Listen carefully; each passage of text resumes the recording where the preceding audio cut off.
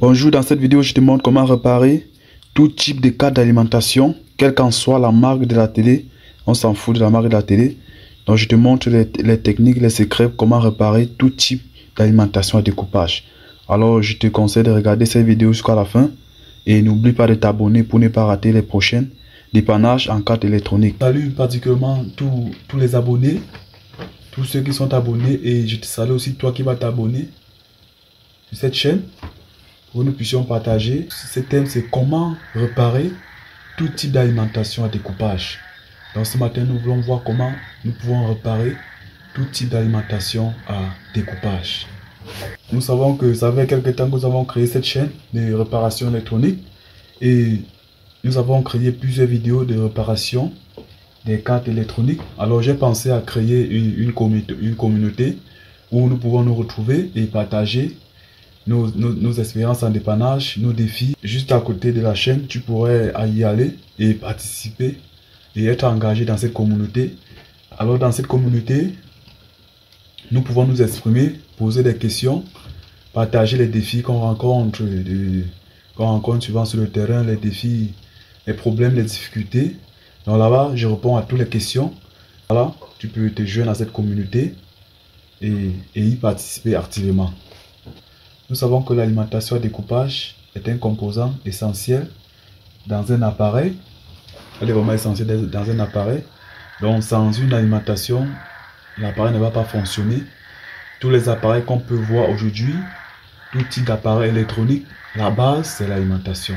Donc aucun appareil électronique ne peut fonctionner sans l'alimentation. Donc si nous ouvrons n'importe quel appareil en ce jour, nous allons retrouver là l'alimentation. Comme je le disais dans mes vidéos précédentes, que l'électronique est comme la mère de la technique, donc c'est elle qui couvre toutes choses. Donc voilà, on retrouve l'électronique dans presque tous les domaines de la société. Donc l'alimentation est la pièce, est le composant essentiel sur tout type d'appareil. Alors, ce tutoriel a été créé pour vous montrer comment nous pouvons réparer tout type d'alimentation. Oui, tout type d'alimentation, quel qu'en soit le problème. Et comment réparer tout type d'alimentation, quelle qu'en soit la marque de l'appareil. On s'en fout de la marque de l'appareil. Tout ce qui nous intéresse, c'est de voir les schémas, les étapes à suivre pour réparer tout type d'alimentation. N'oublie pas de t'abonner et de me laisser un commentaire, car ces commentaires et ton abonnement m'encouragent davantage à faire des tutoriels. Alors, ce matin, nous voulons voir les étapes simples pour réparer. Alors déjà, pour réparer notre alimentation, nous devons avoir des outils simples. Je prends les outils simples. Par exemple, on peut se retrouver un jour, quelque part, dans un endroit où il n'y a pas beaucoup de matériel. Et devant nous, il y a un cas. Devant nous, il y a un appareil à réparer. Il y a une alimentation qui est grillée. Si on se retrouve qu'on n'a pas tous nos matériels, tous nos outils, il faut s'adapter. Alors ce matin, j'ai sélectionné les outils simples que nous pouvons utiliser pour réparer notre alimentation. Alors pour les outils, il nous faut en premier lieu un multimètre qui est là. Un multimètre, ça c'est mon multimètre de poche. J'ai mon grand multimètre là. Mais c'est ça que j'utilise souvent, un multimètre de poche. Il nous faut une pompe à dessouder. Une pompe à dessouder pour aspirer l'étain. Il nous faut une pince. Et il nous faut les différents tournevis. C'est tout. Ensuite, il nous faut un fer à souder et juste un peu d'étain. Donc voilà. Voilà tout ce que nous avons. Et le reste, les petits câbles, que nous pouvons avoir des petits câbles et les différents composants, les pièces électroniques, les résistances, les condensateurs, les transistors, les diodes, ainsi de suite. En fonction de la panne, en fonction du composant qu'on va trouver gâté au niveau de la carte d'alimentation. Donc voilà les outils simples qu'il nous faut pour réparer notre alimentation. Voilà les outils simples qu'il nous faut. Alors, nous avons vu les outils simples qu'il nous faut pour réparer notre alimentation. Maintenant, voici les étapes très importantes à suivre pour être efficace dans la réparation de tout type d'alimentation. Première étape à suivre, il faut faire un diagnostic ça consiste à faire le diagnostic sur la carte. Alors lorsque nous avons une alimentation devant nous, si nous ratons le diagnostic au début, nous pouvons passer beaucoup de temps, des heures, à chercher la panne sans trouver de solution parce que la base a été biaisée. Donc le diagnostic est l'étape très importante où il faut maîtriser exactement ce qu'il faut faire. Si nous ratons le diagnostic, il est probable qu'on ne va pas réussir le dépannage parce qu'on ne dépanne pas une alimentation en tâtonnant, mais on connaît exactement ce qu'il faut faire lors du diagnostic. Donc, lorsqu'on a fini de faire le diagnostic sur une alimentation, on a détecté le composant qui est touché et ensuite, il faut identifier et remplacer le composant grillé. Ensuite, tester l'alimentation pour voir si le composant qu'on a remplacé fonctionne normalement. Donc, dans cette vidéo, je vais te montrer cette alimentation a un problème. Elle a un problème. Et du coup, elle ne fonctionne pas. Elle ne fonctionne pas. Donc, nous allons chercher le problème à la réparation en direct. Des astuces, des précautions à prendre lors de la réparation pour ne pas commettre d'erreurs. Comment maintenir la performance d'une alimentation. Et ensuite, nous allons faire la conclusion sur la réparation en électronique. Alors, nous allons immédiatement commencer avec... Nous avons présenté notre cas d'alimentation. Nous voulons continuer immédiatement avec le diagnostic. Nous voulons voir les parties de cette alimentation. Celle-ci, c'est le transformateur du compenseur. Celle-ci, c'est pour le compenseur. Et celle-ci, c'est pour le stand-by, c'est-à-dire le 5 volts. Celle-ci, c'est pour le stand-by qui doit sortir le 5 volts. Celle-ci, c'est pour sortir le 15 volts qui est là. Bon, je repère en fonction des condensateurs, parce que ça, c'est un condensateur de 25 volts du micro. Ça, c'est un condensateur de 10 volts. Donc, 10 volts, ça doit sortir 5 volts. Et celle-ci, c'est que le transformateur doit sortir deux tensions, je veux dire. Vous voyez le condensateur là. Vous voyez le condensateur de 220 volts. Donc, elle doit sortir une tension moins de 150 volts à 160 volts pour démarrer les pompes. Et celle-ci, c'est une bobine pour compenser aussi la tension de sortie. Donc, voilà notre carte d'alimentation. Et celle-ci, c'est juste une bobine d'oscillation pour osciller la grande tension pour qu'elle puisse libérer les tensions à ce niveau. Voilà. C'est vrai que le modèle est un peu ancien. Donc ça c'est les Panasonic Plasma plutôt. Ça c'est Plasma. Ce qui fait qu'elle est différente. Elle est différente de celle-ci. Mais en tout cas ce sont tous deux des alimentations. Mais celle-ci est Panasonic. Elle est Panasonic. Donc ça c'est Plasma. Ça aussi c'est une alimentation Plasma. Donc ce sont les alimentations anciens modèles. Donc elle comporte plusieurs tensions, ce qui fait que au niveau de l'alimentation, il y a plusieurs schémas blocs sur l'alimentation. Il y a la partie stand-by, la grande tension et la moyenne tension qui va alimenter la carte mère. Donc il y a une tension qui va alimenter la carte mère, il y a une tension qui va alimenter le stand-by, le bouton stand-by, il y a une partie qui doit alimenter les pompes, et ainsi de suite, ainsi de suite. Donc voilà, donc ce qui fait que si une partie est grillée, l'autre partie va s'alimenter, mais elle ne va pas travailler. Donc voilà, nous voulons contrôler partie par partie, ainsi de suite. Mais la partie la plus importante, c'est la partie du stand-by, puisque cette alimentation, la télé ne s'allume plus. Cette alimentation ne s'allume plus. Donc nous voulons contrôler d'abord l'alimentation, ensuite contrôler la deuxième partie, ensuite contrôler la troisième partie qui va alimenter les pompes. Donc voilà comment ça va procéder. Donc nous avons là différents niveaux de fusibles.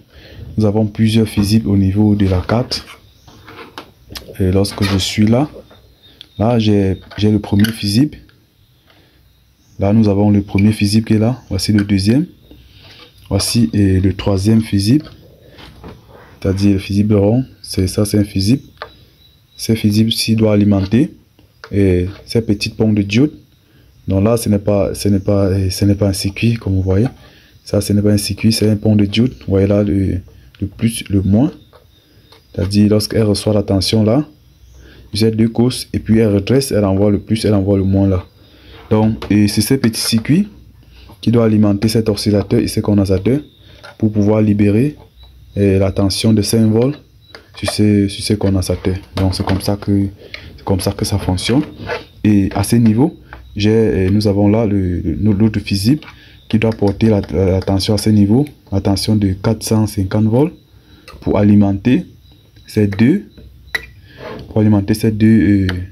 transformateurs pour qu'elles puissent libérer le 150 volts et libérer le 12 volts à ce niveau aussi pour pouvoir démarrer notre 4 mètres. Donc voilà, si nous retournons à ce niveau, nous allons voir que le schéma est clair. Voici le fusible qui est là. Lorsqu'elle reçoit, elle sort là, elle entre dans le transformateur et qui la convertit à une tension de 12 volts ou 15 volts. Pour sortir là, il doit sortir 12 ou 15 volts pour sortir là. Et à ce niveau du petit circuit, voici le pont de diode que nous avons vu là. Vous voyez comment ça se présente là. Voici l'entrée de la tension alternative. Elle entre, elle redresse et elle sort le plus. Elle sort le plus, elle sort le moins. Et puis elle entre dans ces condensateurs de 450 volts. 450 volts et puis elle a converti pour entrer dans le circuit. Puis le circuit envoie les signaux dans ce petit transformateur et puis il y a un 5 volts qui doit sortir là. Et à ce niveau du grand condensateur, cette autre bobine, c'est le compenseur qui est là. Elle doit recevoir une tension et puis le circuit d'oscillation va osciller cela et puis elle va compenser pour sortir 380 volts pour pouvoir libérer les grandes tensions à ce niveau. Donc voilà comment ça fonctionne. Donc l'alimentation est très simple. Oui, l'alimentation est très simple. Le plus important, c'est de comprendre comment une alimentation fonctionne. Parce que si vous ne comprenez pas comment fonctionne une alimentation, il sera très très difficile de la réparer. Donc l'alimentation, c'est, pour expliquer en termes faciles, c'est entrée, sortie. Donc tout simplement, lorsque l'énergie entre, elle doit automatiquement sortir.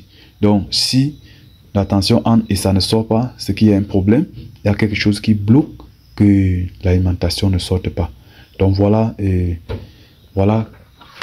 un peu quelques explications que nous pouvons faire au niveau de l'alimentation. Donc comme ce modèle est ancien, nous allons voir comment la réparer. Et la plupart des cartes de placement se comportent un peu de la même façon, comme celle-ci. Nous allons aussi réparer ça. Ça c'est une carte LG 60 pouces. Et là c'est 60 pouces. Elle a presque un peu le même fonctionnement comme celle-ci, mais nous allons faire le tutoriel après. Donc nous allons d'abord poursuivre avec celle-ci. Donc nous allons commencer le diagnostic. Nous avons oublié à ce niveau, nous avons les relais. Elle comporte les relais de sortie. Il doit coller là.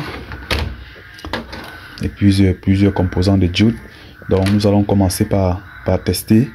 Nous allons tester tous ces quatre fusibles. Donc nous avons 1, 2, 3 et 4. Commençons par le premier fusible qui est là. Lorsque nous testons le premier fusible, il faut rassurer de mettre le multimètre au niveau de la diode. Sur la continuité, il veut dire. Voilà, notre fusible passe. Elle passe. Contrôle le dernier. Le dernier passe aussi. Bon, pour tester ça, il faut retourner la carte.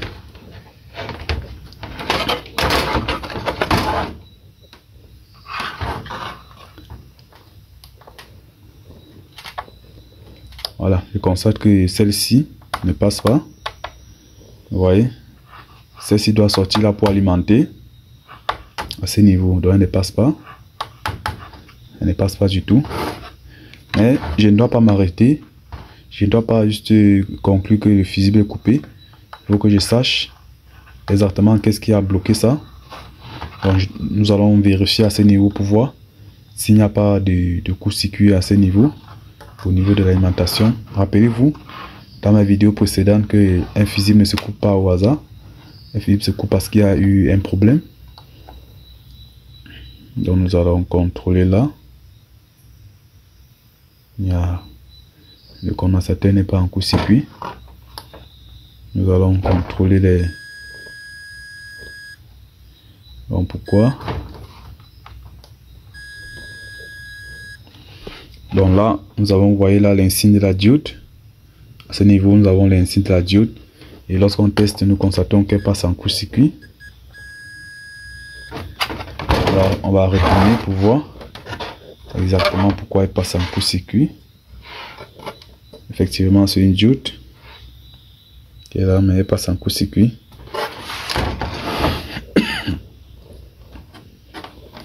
Pourquoi cette diode passe en court-circuit? C'est la question qu'on va se poser.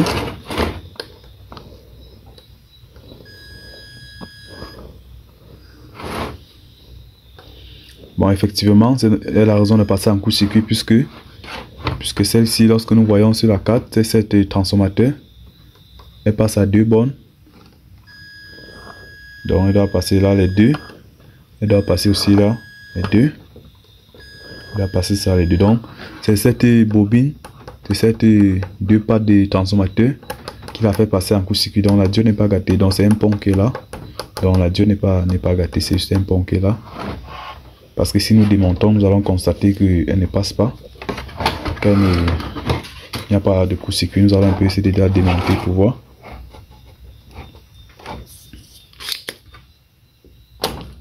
Pour se rassurer.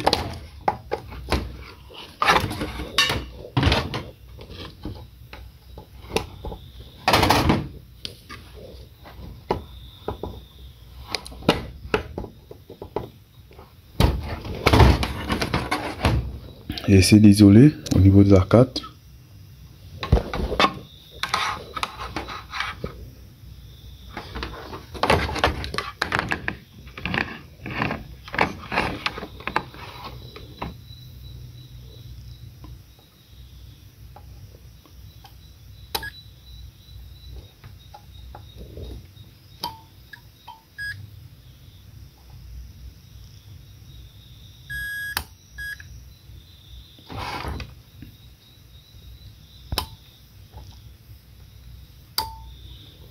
Et là, il n'y a pas de court-circuit.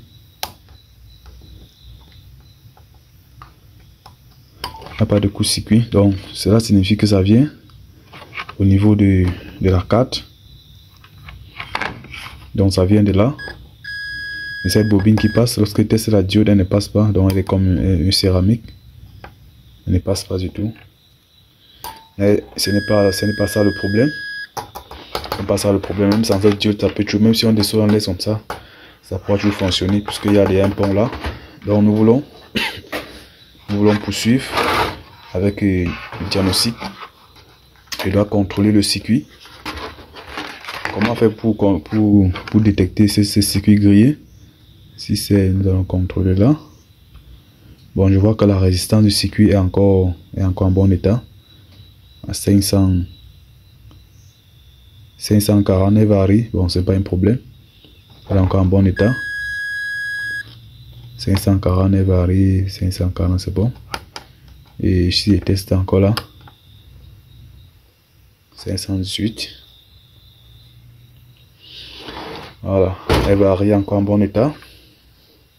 Donc, il y a quelqu'un qui m'a posé la question comment détecter si un oscillateur est grillé. Donc, voilà comment on peut détecter. En voyant la résistance du circuit. La résistance est encore bonne, ce n'est pas un court-circuit. Mais parfois, ça passe comme ça, bonne, mais elle ne libère pas la tension. Parfois, elle est grillée, mais elle continue à passer normalement. Donc, ça, ce n'est qu'en testant qu'on pourra déterminer si notre circuit est encore en bon état. Donc, nous allons poursuivre avec les tests. La diode est bonne. L'autocoupleur. n'est pas en court-circuit. Bon, nous allons poursuivre avec ce pont de diode qui est là. Nous allons poursuivre avec le pont de diode pour tester.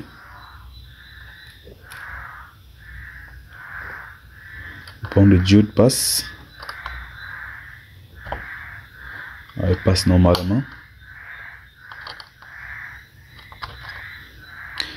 Donc, le pont de diode passe. Le pont de diode n'est pas grillé. Mais quoi, qu'est-ce qui s'est passé pour que ça coupe le fusible? Jusqu'à là, on n'a pas trouvé de raisons. Qu'est-ce qui a pu causer ce coupure de fusible? On n'a pas pu trouver. Nous allons contrôler les diodes.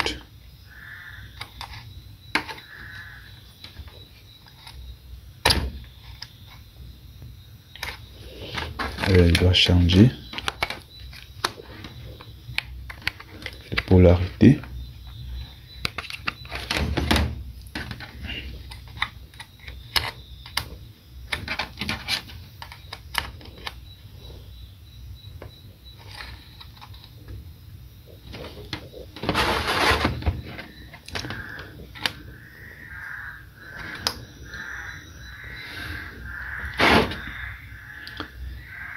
Bon, nous allons contrôler aussi ce transistor. Jusqu'ici, je n'ai rien vu qui est grillé. Nous allons poursuivre avec les tests. Nous allons contrôler ce transistor. Ça, c'est un transistor MOSFET qui est là.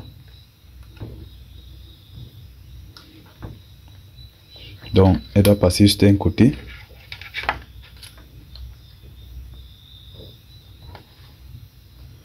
Notre transistor passe normalement.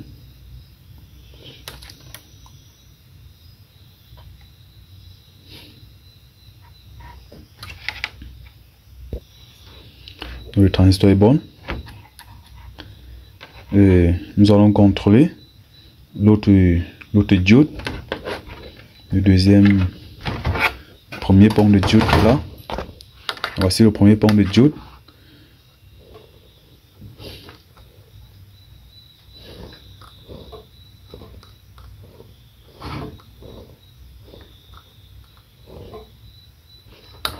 Le pont de diode est bon. Nous devons contrôler aussi les résistances blanches. Ces deux résistances blanches pour voir.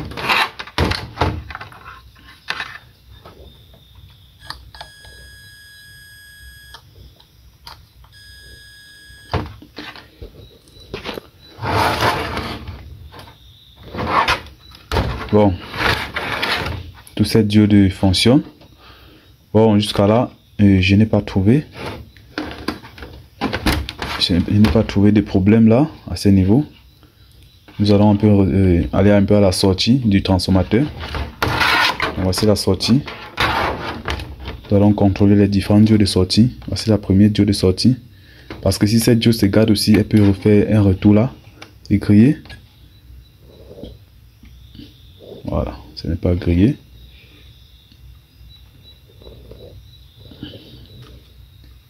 Pas grillé non plus.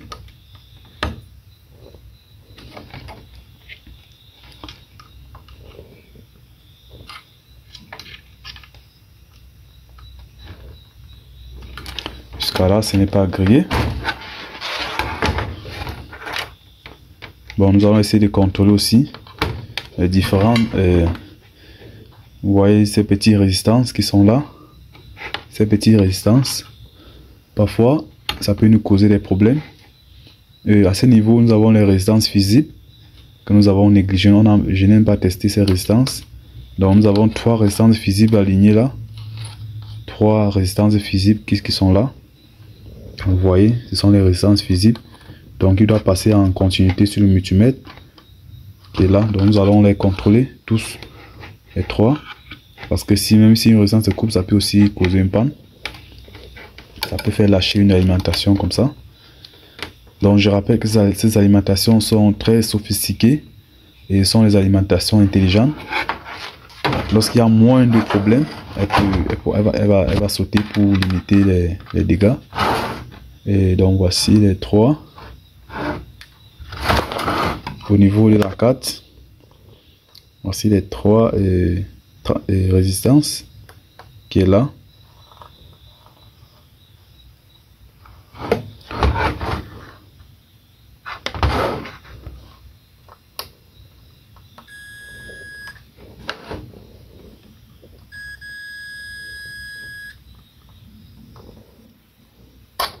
Et le premier passe, le deuxième ne passe pas.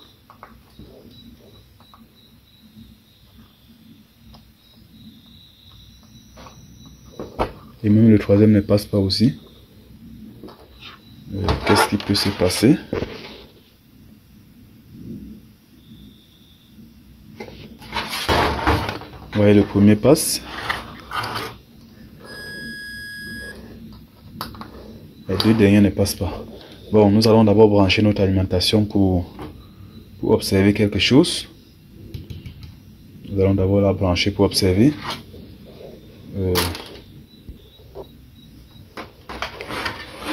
Bon, nous allons d'abord brancher.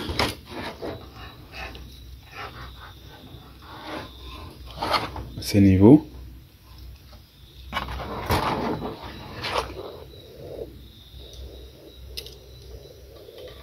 On va brancher à ce niveau. Ces deux cousses. Ces deux entrées de fusible. On va essayer de prélever les tensions.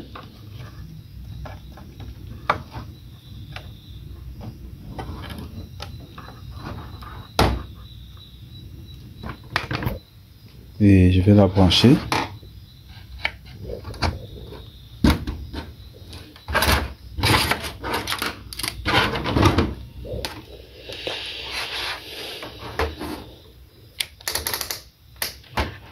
Nous allons prélever les tensions qui sont là.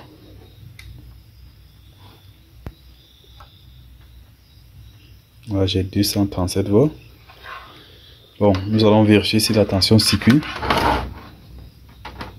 Nous allons voir si le co-condensateur charge.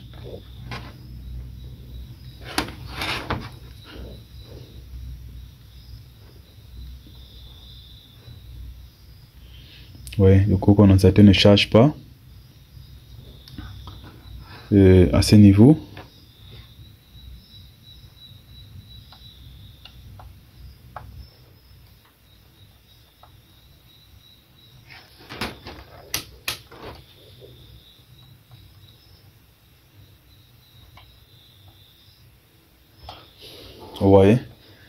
Vous voyez ce qui se passe à ce niveau. Et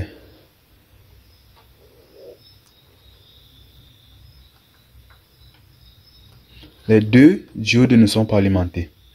Mais pourtant la tension entre dans l'appareil. Qu'est-ce qui peut expliquer cela?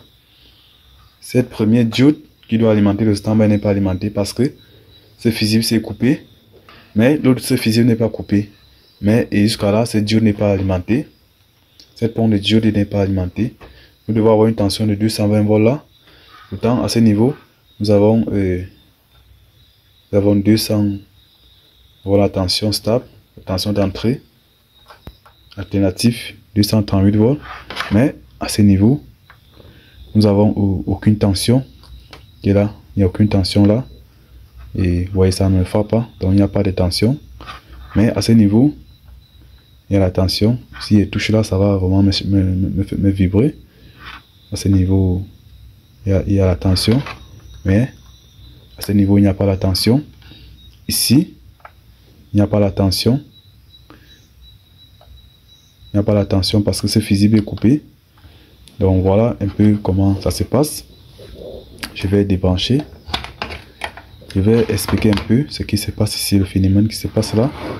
Donc là, nous avons cette petite pompe de diode.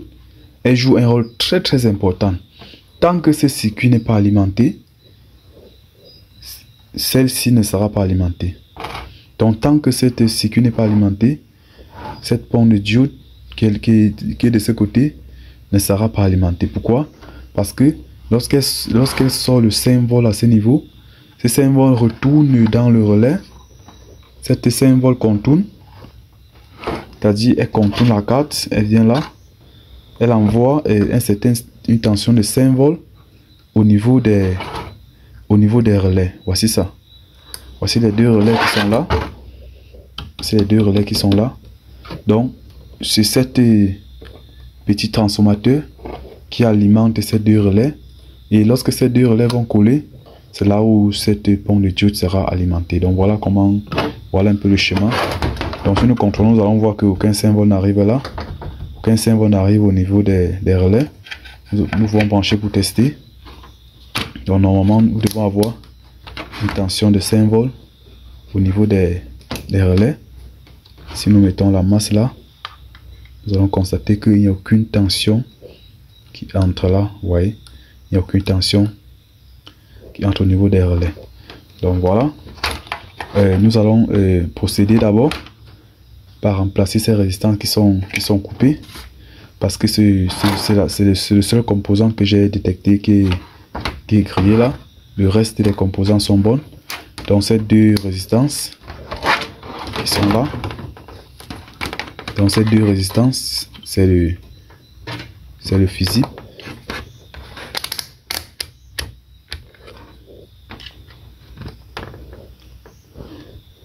Ouais, celle-ci, cette autre résistance passe, mais les deux-ci ne passent pas du tout.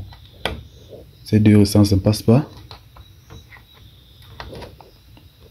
Donc nous sommes en train de faire le dépannage en direct, comme vous voyez là. Ces deux-ci ne passent pas.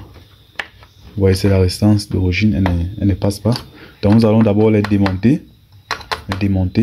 Parce que si ça ne passe pas, elle pourra faire un retour. Certainement, c'est elle qui a fait le retour pour griller encore une autre pièce. Nous allons d'abord remplacer ces deux petites résistances qui sont au niveau de la carte. Ce sont des résistances fusibles.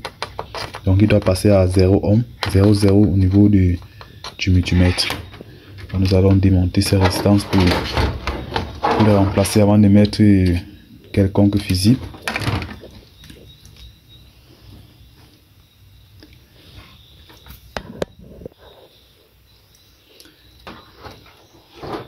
Donc voici les deux résistances. Voici les deux résistances à changer. Ce sont les fils. Donc c'est un pont. Elle prend là et elle envoie là, elle envoie là, elle envoie là. Donc voici ça, les deux résistances à changer. Nous allons les démonter. Et les deux résistances pour les remplacer tous les deux. Donc c'est un peu ça.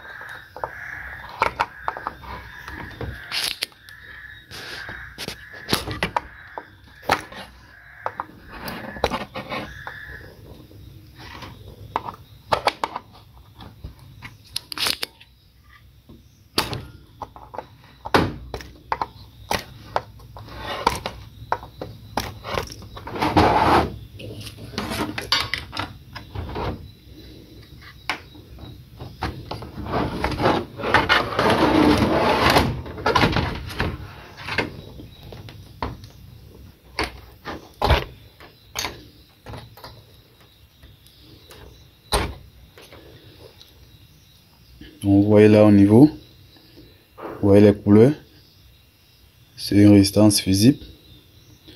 Alors comment on fait pour connaître une résistance fusible? Quand les deux dernières couleurs sont les grises, vous voyez là, j'ai couleur bleu, argent, argent, donc c'est ça, ce sont les couleurs de fusible. Donc ce n'est pas en ohm, c'est juste en fusible.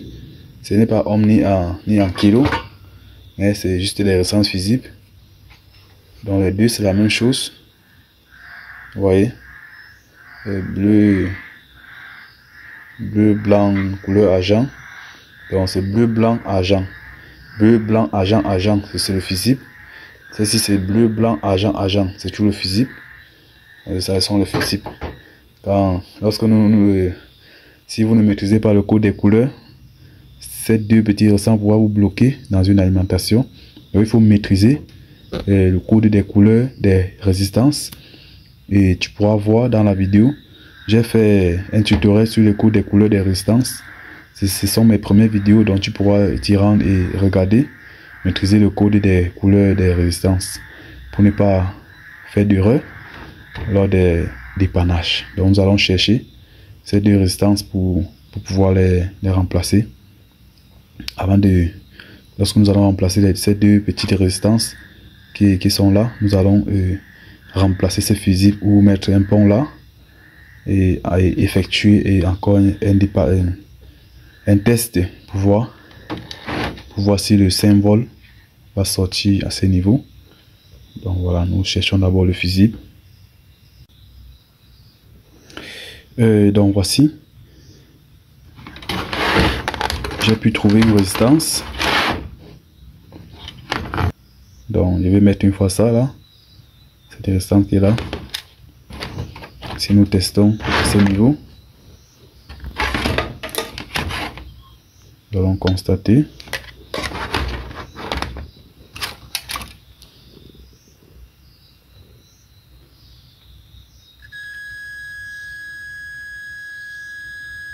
voilà. Nous avons là une résistance de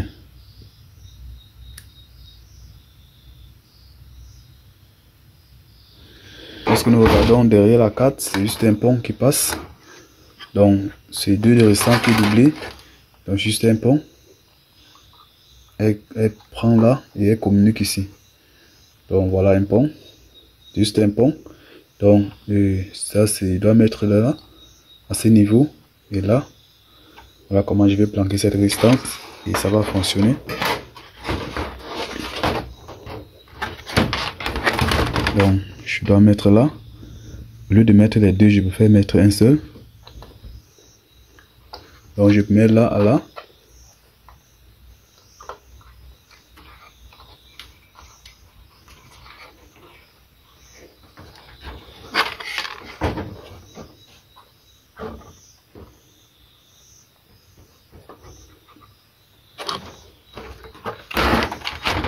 Elle n'entre pas totalement.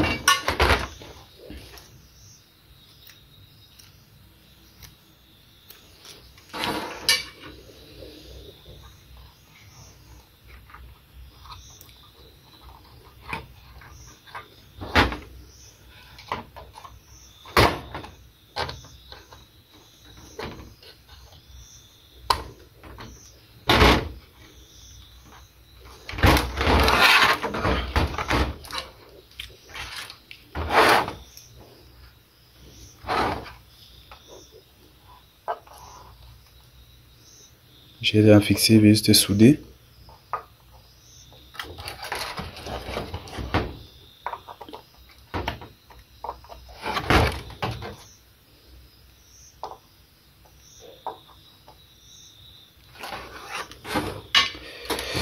Donc regardez bien le principe.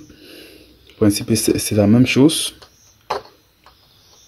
C'est juste que comme je suis en train de faire un dépannage un peu pressé. Si j'avais trouvé les deux petites résistances, je devais mettre les deux là. Mais j'ai trouvé plutôt une résistance qui pourrait remplacer les deux. Parce qu'en termes de watts qui est là. Donc j'ai pris là. C'était juste un pont là.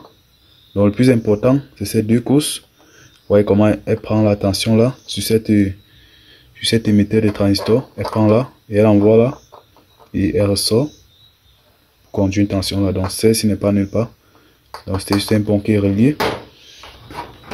Comme j'ai déjà connecté, je vais encore tester ce niveau pour voir.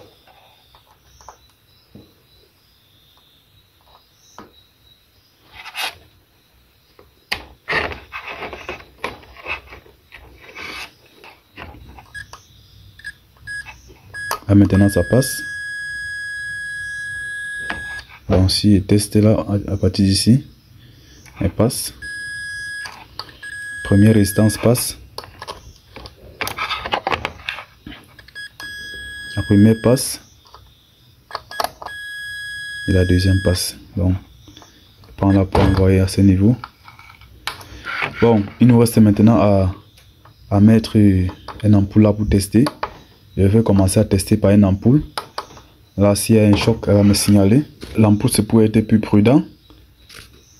Lorsqu'on utilise une ampoule pour tester, c'est plus prudent. Mais vous n'êtes pas obligé d'utiliser l'ampoule.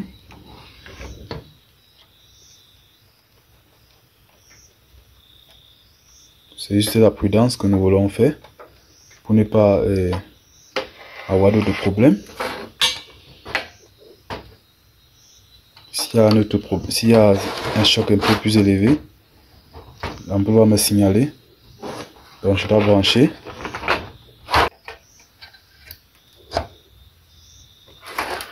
Voilà.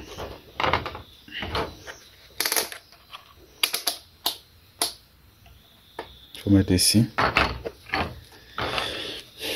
Je constate que l'ampoule n'a pas brillé, donc ça signifie qu'il n'y a pas de masse. Nous allons maintenant contrôler pour voir si cette condensateur charge.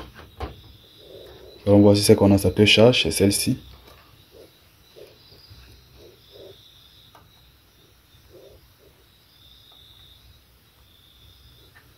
Il y a 325 volts, donc c'est bon. Elle charge. Nous allons voir au niveau de la sortie.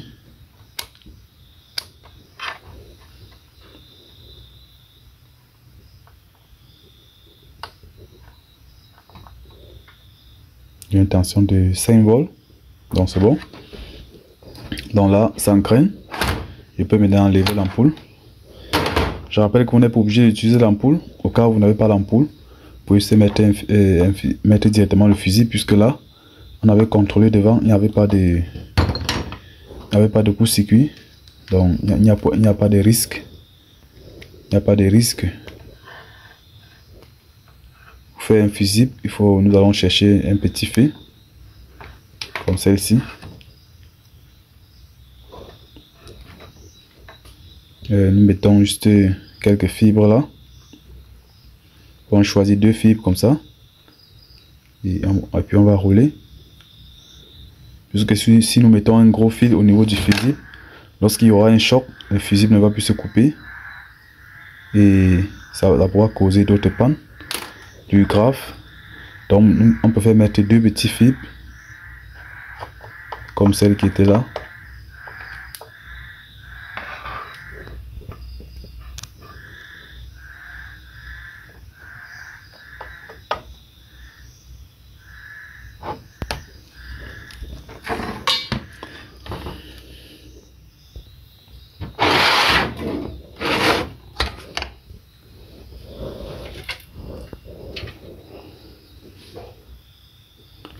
Nous allons essayer de connecter. Nous allons essayer de connecter la carte mère là. Pour voir.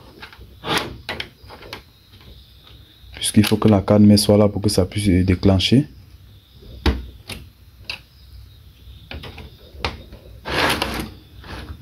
J'ai connecté la carte mère. Je vais la retourner là. Pour relever les tensions. Donc cette autre fiche part au niveau du power de l'alimentation de l'interrupteur. Lorsqu'on actionne, elle est là. Donc je dois mettre là. Je dois brancher. Normalement le relais doit coller. Lorsque je mets là, le relais doit coller. Puisque elle n'est pas au niveau de l'afficheur. Du stand-by. Vous entendez ce bruit parce que je mélange. Donc nous devons prélever. La tension qui sort à ce niveau. Nous devons avoir une tension de 15 volts là.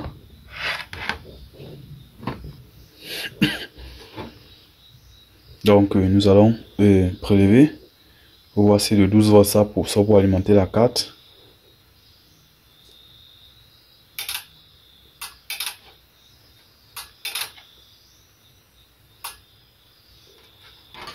Voilà. Donc j'ai déjà jumpé l'alimentation. Je vais juste tester pour voir si les tensions sont stables.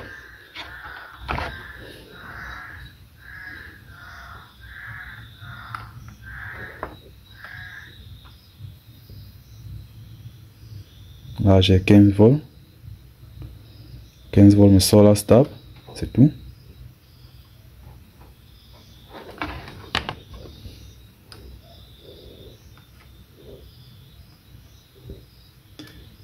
Au niveau de la grande tension, elle ne sort pas toujours. Bon, la grande tension ne sort pas parce qu'il n'y a pas les pompes. Lorsqu'on va connecter les pompes, et la carte mère va envoyer un signal au niveau des pompes pour pouvoir déclencher la grande tension pour qu'elle puisse démarrer. Donc le plus important a été fait, c'est que la tension du 5 volts sort normalement. La tension de 5 volts est libérée. Donc voilà, nous avons là la tension de 5 volts qui est libérée normalement. À ce niveau, nous avons la tension de 15 volts qui est libérée aussi, qui est libérée. Les deux tensions qui étaient bloquées. À ce niveau, nous avons la tension de 150 volts qui doit sortir lorsqu'on va connecter les pompes, et l'alimentation la carte va envoyer un signal pour pouvoir lancer la grande tension qui va sortir là. Donc voilà un peu les astuces, comment on a procédé pour réparer cette alimentation. Donc voilà ça. Donc nous avons fini de réparer notre carte d'alimentation. Au début de cette alimentation, il y avait ce fusible qui était coupé et ces deux résistances qui étaient aussi coupées. Donc nous avons remplacé ces résistances et soudé aussi un fusible là, et c'est tout. Et voilà comment l'alimentation a lancé. Le 5 volts qui ne sortait pas et le 12 volts qui ne sortait pas aussi. Donc voilà, mais le but, l'élément principal était le fusible qui était coupé et le 5 volts ne sortait pas. Les relais, du coup les relais ne collaient pas. Donc voilà comment il faut travailler les alimentations. Donc merci d'avoir regardé cette vidéo. Et ce n'est qu'un début des alimentations. Nous allons, les prochains tutoriels, nous allons continuer avec les réparations électroniques. Donc merci de t'abonner et de me laisser un commentaire. Tu peux te rendre sur la communauté que nous avons créée pour partager les expériences que tu as eues lors de tes dépannages et nous poser aussi des questions dans cette communauté. Nous allons vous répondre. On se dit à très bientôt pour des nouvelles vidéos de réparation en électronique. À très bientôt. Merci à vous.